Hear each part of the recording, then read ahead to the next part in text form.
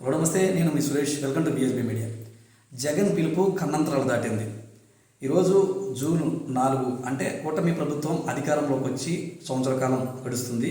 అయితే అధికారంలోకి వచ్చే సంవత్సర కాలం గడుస్తున్నా ప్రజలకు ఇచ్చినటువంటి హామీలు, ఎన్నికల సందర్భంగా వాళ్ళు ఇచ్చిన హామీలు, మేనిఫెస్టోలో పేర్కొన్న సూపర్ 6 పథకాలు ఏవి కూడా అమలు చేయలేదు అని ఈ సందర్భంగా వైఎస్ఆర్ కాంగ్రెస్ పార్టీ పిలుపునిచ్చింది. రాష్ట్ర వ్యాప్తంగా కూడా వైఎస్ఆర్ కాంగ్రెస్ పార్టీ శ్రేణులు ఈ పిలుపులో భాగంగా అన్ని నియోజకవర్గ కేంద్రాల్లో ఈ కార్యక్రమాన్ని జరిపారు. ఒక ఆంధ్రప్రదేశ్ రాష్ట్రంలో కాదు, అమెరికాలో కూడా ఎన్ఆర్ఐలు అక్కడ కూడా ఈ వెన్నుపోటు దిన కార్యక్రమాన్ని అయితే పార్టీ పిలుపు మేరకు అక్కడ చేశారన్నమాట. అమెరికాలోని మరి ఎన్ఆర్ఐలు ఉన్నారు అక్కడ. ఎవరైతే గోపిరెడ్డి ఆయన ఆధ్వర్యంలో ఈ కార్యక్రమం జరిగింది. ఈ కార్యక్రమానికి ముఖ్య అతిథిగా వైఎస్ఆర్ కాంగ్రెస్ పార్టీ రాష్ట్ర అధికార ప్రతినిధి అప్పటి కిరణ్ కుమార్ రెడ్డి గారు అయితే అక్కడ పాల్గొని ఆయన ప్రసంగించారు. అయితే ఆయన కొన్ని ఇంపార్టెంట్ విషయాలు ఈ సందర్భంగా ఆయన మాట్లాడు మంచి అంశాలు అయితే ఆయన లేవనెత్తారు.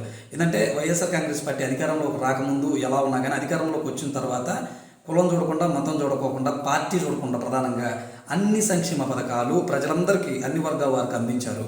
అదేవిధంగా ఒక పేదవాళ్ళ విషయంలోనే కాకుండా ఏదైతే హైదరాబాద్లో బాలకృష్ణ గారి ఆధ్వర్యంలో నడుస్తుందో క్యాన్సర్ ఆసుపత్రి, బసవతారక క్యాన్సర్ ఆసుపత్రి, దానికి కూడా నిధులు ఆయన మంజూరు చేశారు. పెండింగ్ బిల్లులు కూడా చేశారు. అదేమని కొంతమంది పార్టీ శ్రేణులు ప్రశ్నిస్తే వాళ్ళు కూడా చేసేది మంచి పనే కదా అంటూ పార్టీ శ్రేణుల్ని సర్ది చెప్పించి అక్కడ వాళ్ళకి ఆ బిల్లు అయ్యేలాగా చేశారు. అంత మంచి ప్రభుత్వం అన్నమాట జగన్ గారి క్యారెక్టర్ అది.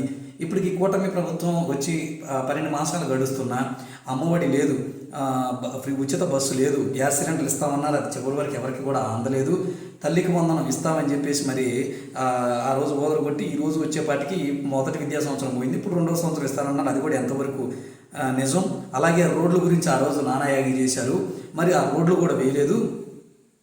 ఇంకా జగన్ వస్తే మొత్తం అప్పులమయమన్నారు, మరి వీళ్ళు అప్పులు చేయకుండా పరిపాలన సాగిస్తున్నారా అంటూ మరి కిరణ్ కుమార్ రెడ్డి గారు అయితే మాట్లాడారు. అదేవిధంగా ఎన్ఆర్ఐ గోపిరెడ్డి ఆయన మాట్లాడుతూ ఆయన ఏమన్నారంటే, మరి రాష్ట్రంలో ఒక ఆంధ్రప్రదేశే కాదు, అక్కడ ఉన్న ప్రజలే కాదు, జగన్మోహన్ రెడ్డి గారిని మళ్ళీ అధికారం కోసం ఎదురు చూస్తామనుకుంటున్న వాటిలో ఇక్కడ అమెరికాలో ఉన్నటువంటి భారతీయులు కూడా మేము అనవసరంగా ఓటింగ్ అక్కడ వేసాము, వాళ్ళ మాటలు నమ్మి మేము మోసపోయాం, ఏడాది గడుస్తున్నా పథకాలు అమలు అవ్వట్లేదు, నిరుద్యోగ వృత్తి ఇస్తానన్నారు, అలాగే ప్రతి ఆడబిడ్డకి 1500 రూపాయల చొప్పున ఇస్తామని చెప్పారు, ఏ హామీ కూడా నెరవేర్చలేదు ఇప్పటి వరకు.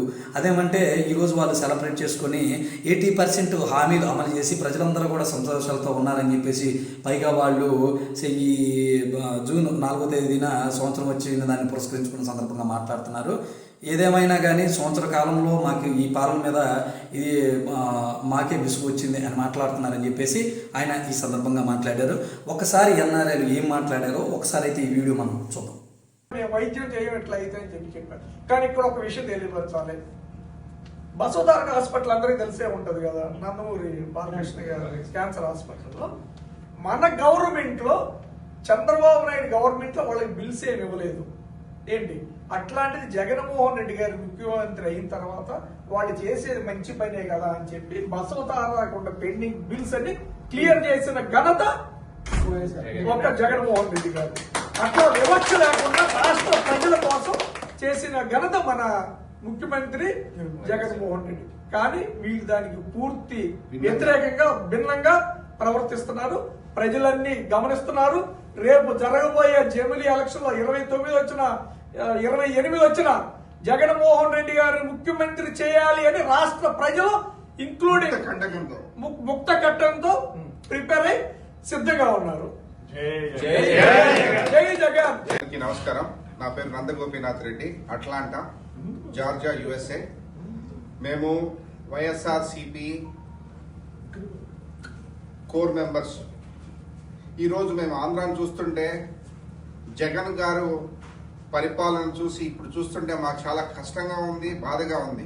ఎందుకంటే ప్రజలు నిరుత్సాహంగా ఉన్న వాళ్ళని మళ్ళా ఇబ్బందులు పెట్టేదానికి మనం ఈ గవర్నమెంట్ తెచ్చుకున్నామా అనే భావన మాకు కలుగుతా ఉంది. కాబట్టి దయచేసి లోకల్ వాలంటీర్స్ ప్రతి ఒక్కరూ మనం మళ్ళీ వైఎస్ఆర్ సిపిని పవర్లోకి తెచ్చుకోవాలి, జగన్ గారిని మళ్ళీ సీఎం గా చూడాలి. కాబట్టి మనం అందరం కలిసికట్టుగా ముందుకొచ్చి పనిచేసి మళ్ళీ ఈ టీడీపీకి మంచి గుణపాఠం చెప్పాలి.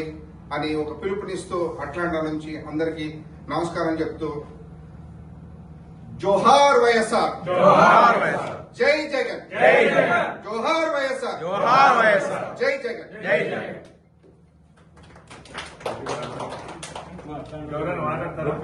పిక్చర్లోకి తీసుకొస్తే బెటర్ ఏమో, మళ్ళా కార్యకర్తలు ఆ, ఇక్కడ అట్లాంటాలో ఉన్న వైఎస్ జగన్, వైఎస్ రాజశేఖర రెడ్డి గారి అభిమానులంతా ఇక్కడ చేకూడి ఈ 1 సంవత్సరం సందర్భంగా చంద్రబాబు నాయుడు గారు ఇచ్చిన హామీలను ఏవీ నెరవేర్చకుండా వెన్నుపోటు అన్న పదాన్ని మరీ మరీ చూపిస్తున్నాడు.